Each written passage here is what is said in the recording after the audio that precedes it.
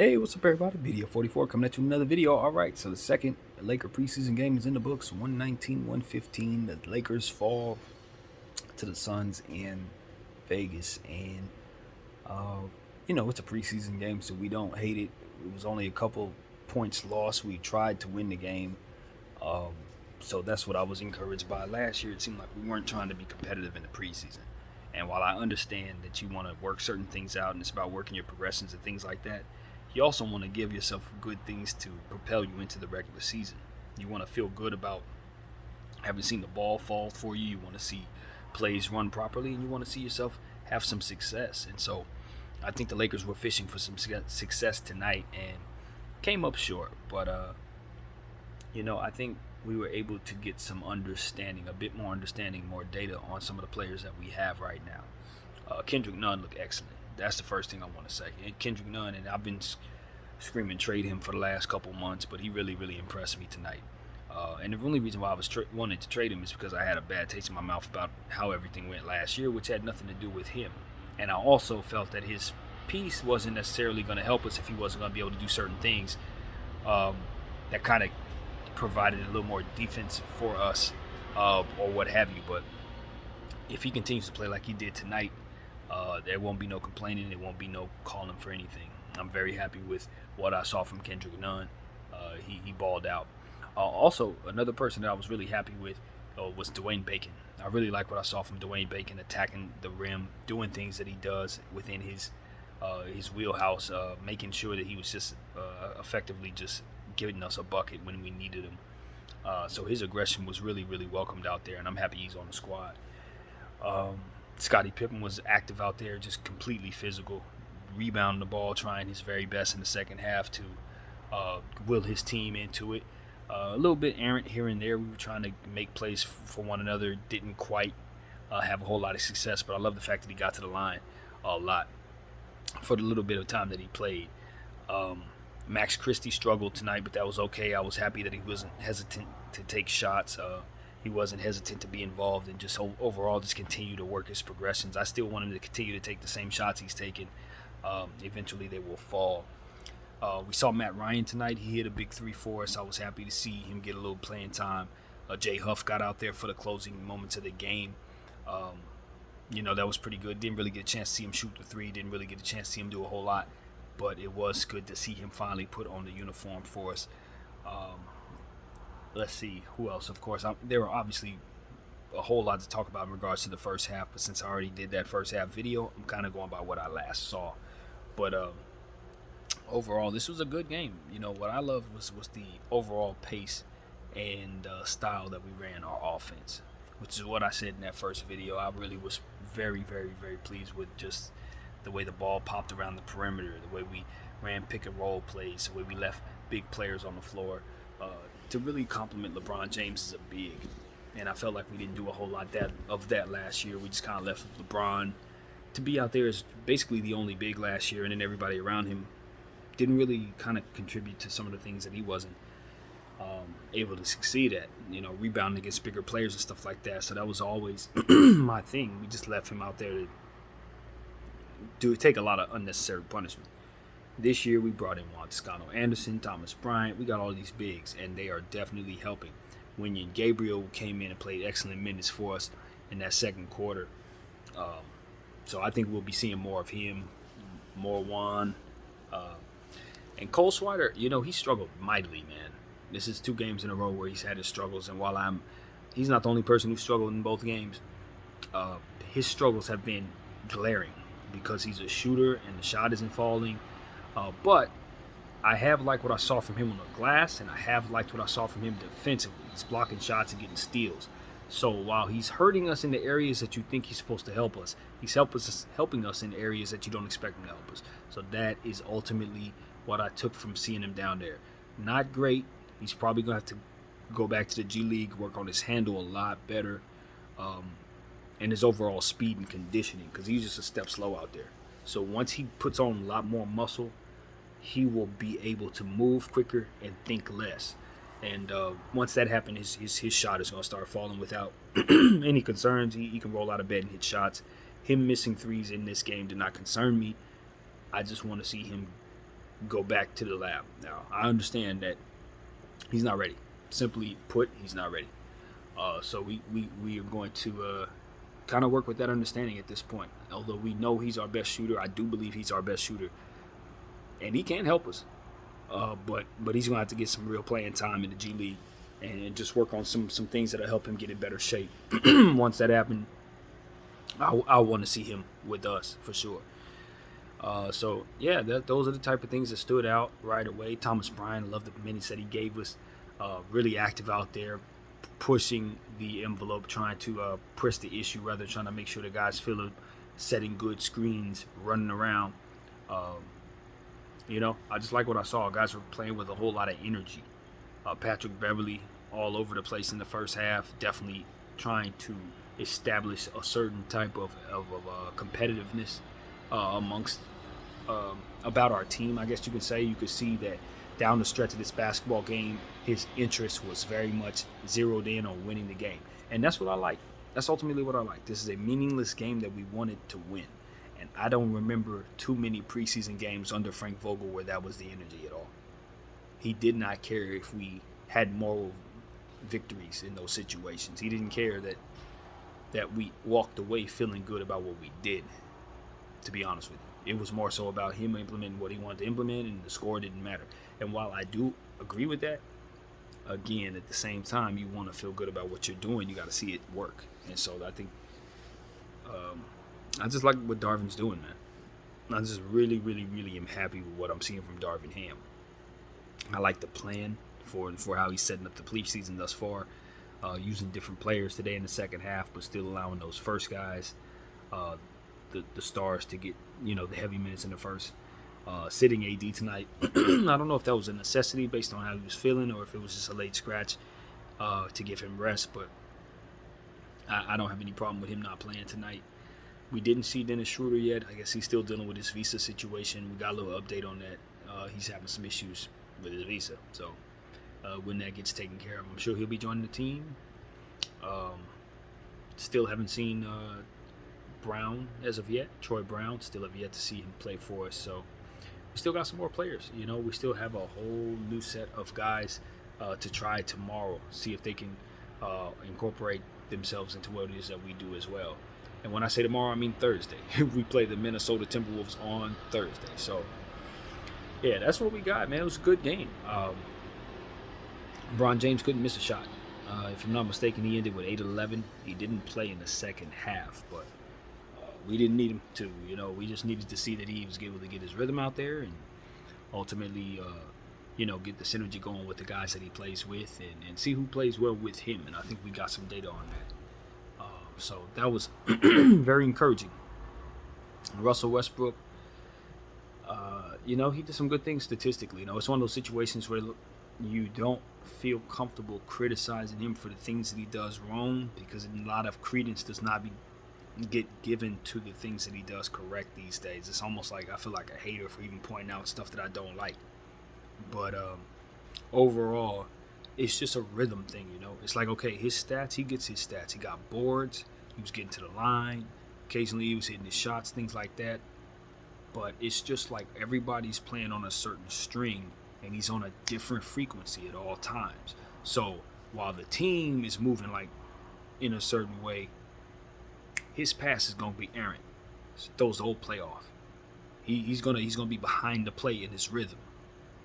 You know what I mean? So it's like, okay, he walked away with a good stat line. Cool.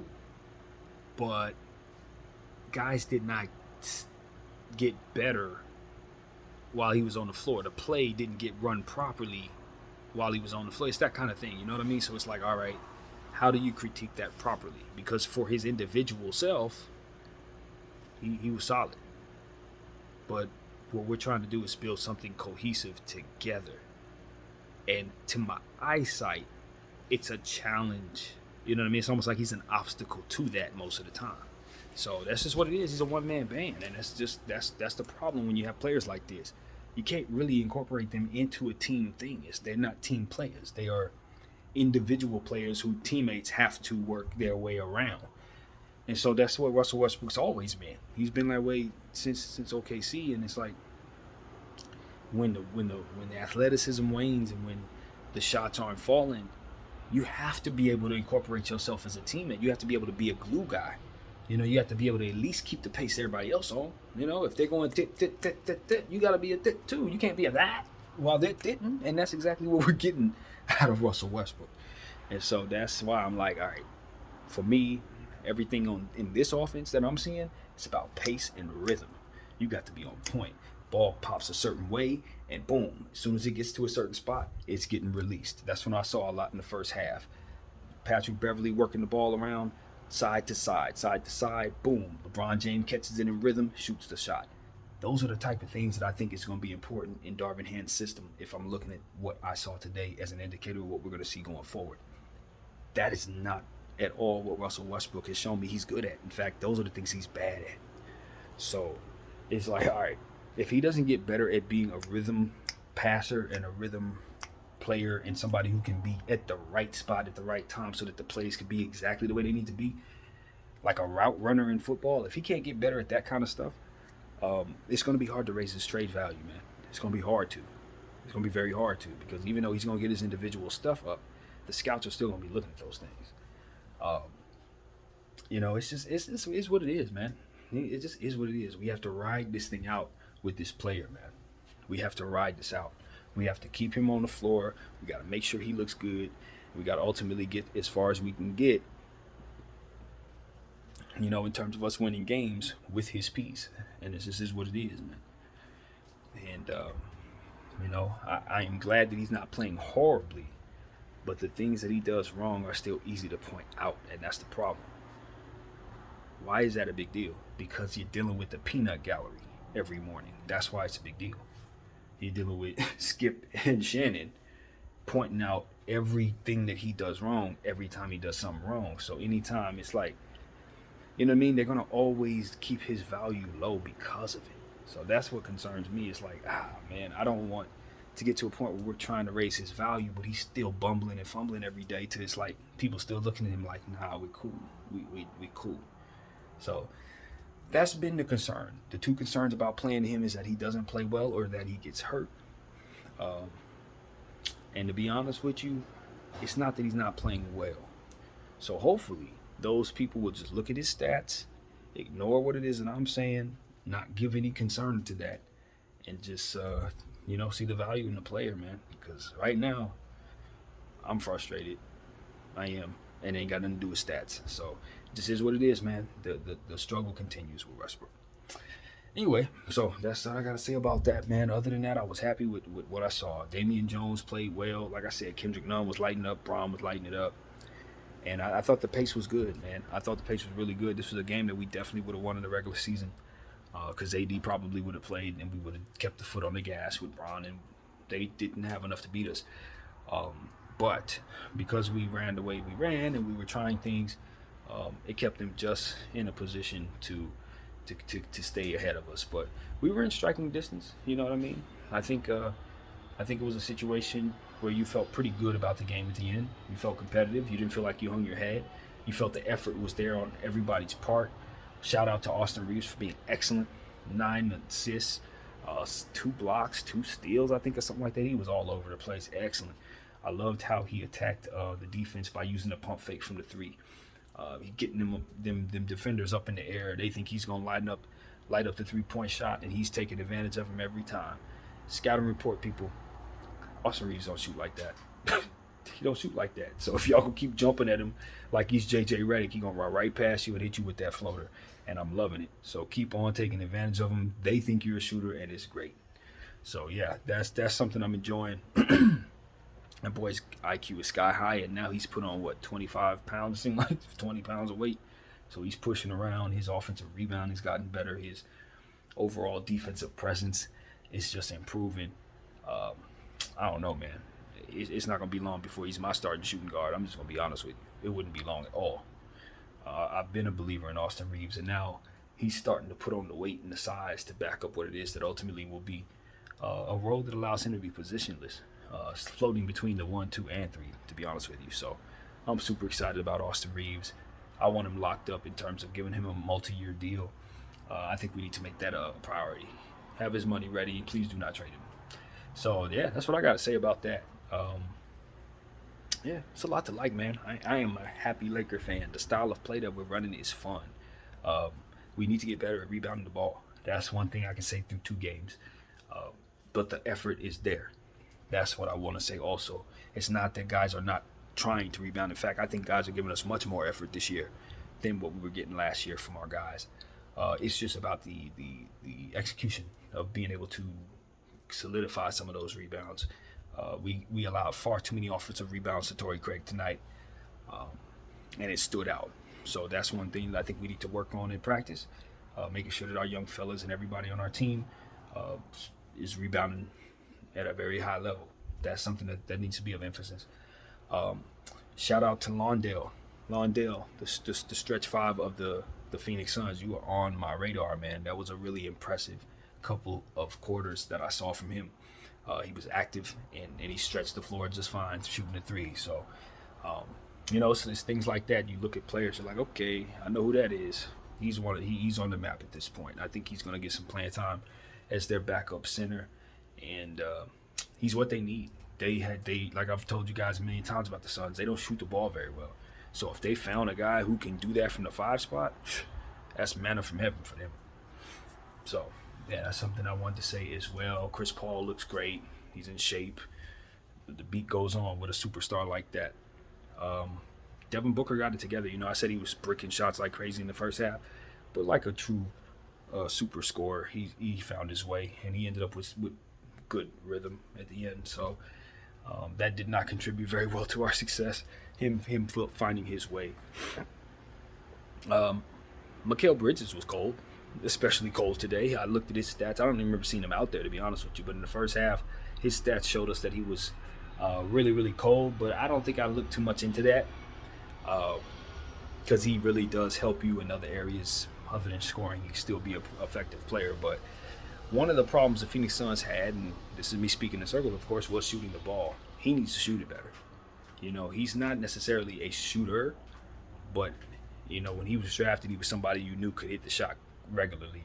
He needs to get back to that, and that's something that I hope that he was working on in the offseason, because one of the reasons they're not a good shooting team is because he wasn't shooting it well. So if he gets his shooting together, that can really add to their team in a great way. So that's something I'm going to be looking for. He needs to start contributing much more to the offensive side of the ball from behind the arc.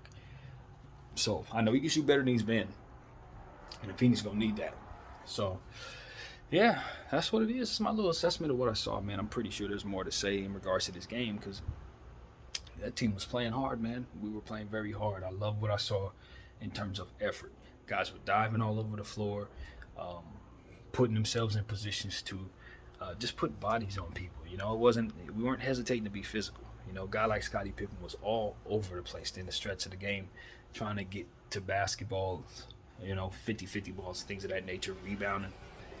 He was everywhere, and when you got that type of effort from those young players, you get this type of energy. It's going to eventually lead to some victories. So I'm super encouraged. I like the team that we have here.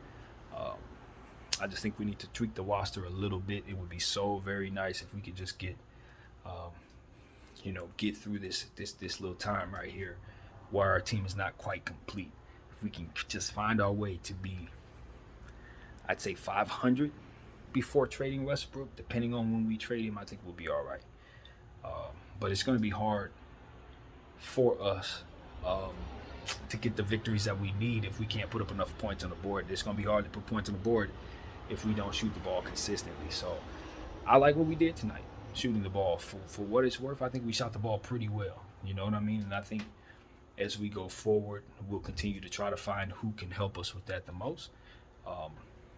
It's just very unfortunate that Cole Swider just doesn't look like he's ready yet. That's the part that's just, if I'm going to take anything negative away from this preseason, it's that's the only thing. Cole ain't ready, man. That's just that simple. But everything else is a go, man. I'm loving what I'm seeing.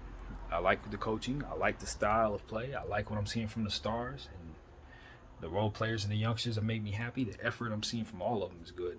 Every last one of them. And, kudos to Rob, man.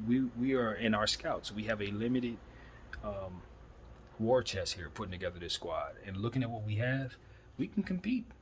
We really can. We can compete. We have enough big bodies, and we have enough effort players and smart players that can surround those stars to win enough 50-50 balls and things of that nature till it's just going to come down to them stars hitting shots and imposing their will. And judging by who we have, I like our chances. I really do. So that's what I got to say, man. I would have loved to have gotten the victory. I think my energy would have been much higher if we got the victory, but given that it's the preseason, I know what to expect. At the end of the day, we're just learning at this point. And given that we have 2 days, 2 games now in the books, I'm pretty sure Darvin Ham's going to come up with even more stuff to kind of react to what it is that he saw tonight. So kudos to everybody, man. Both teams were excellent. Both teams played hard. And, I think Vegas came out and gave us a good crowd tonight. So all in all, great production there. And we'll be, of course, giving you more as the season progresses with Minnesota coming up on Thursday.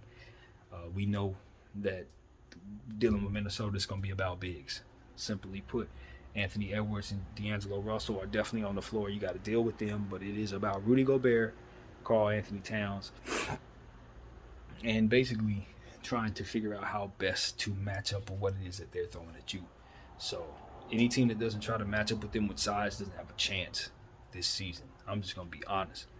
And that goes, because it really comes down to just having way too much length, in my humble opinion. Now, granted, their bench is not very good with the Minnesota Timberwolves, but they do have enough attacking guards. D'Angelo Russell and Anthony Edwards alone, if they're both hot at the same time, it's a long night for whoever's going against them. And so that doesn't count for Karl Anthony Towns and the 40 points from behind the arc he's capable of hitting, and so on and so forth. Or Rudy Gobert, of whom, even though I'm not a fan of his game necessarily, has never been accused of being injury prone. And that's what I like about Rudy. You can count on him to be out there. He's in very good shape, and he's been in very good shape his whole career. Now, is he going to be fast enough to do this and that and the third? We've already discussed all that. But you will never hear me say Rudy Gobert is injury prone, knock on wood. So you got to deal with 2 7-footers out there.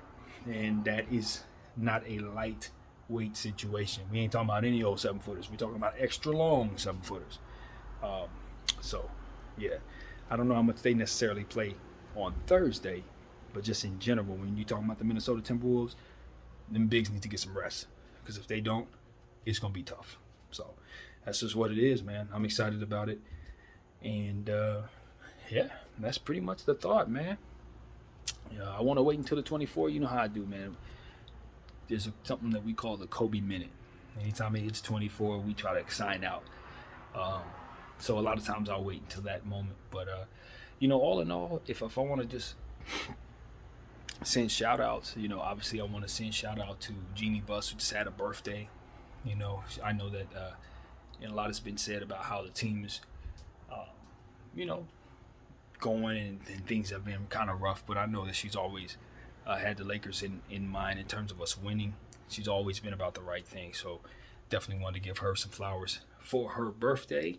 And also, we talk a lot about Kyrie Irving on this channel. Want to give him a shout out as well. I know that he has a brand new bundle of joy in his household, so we're very excited about that taking place. Even though he's not a Laker, we hope he will be one day.